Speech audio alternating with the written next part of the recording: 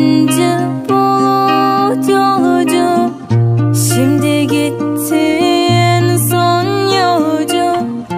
Bitmedi mi hasret borcu? Neredesin ay yüzlüm?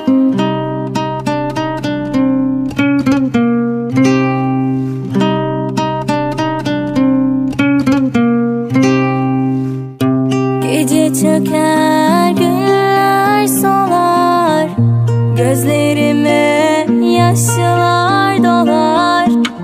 Hatıralar bende ağlar. Neredesin ay yüzlüm?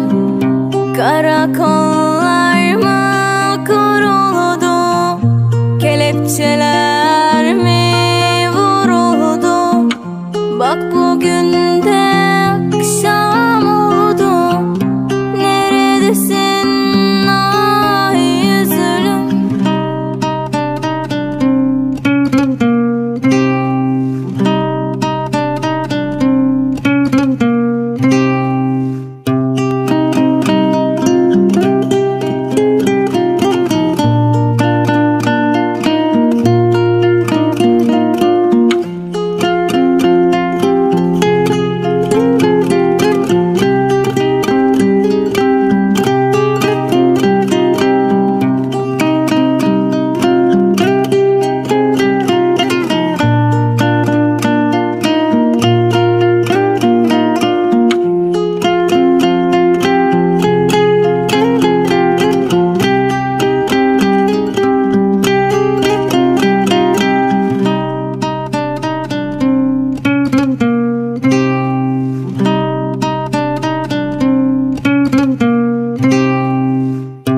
Gece çöker, günler solar, gözlerime yaşlar dolar.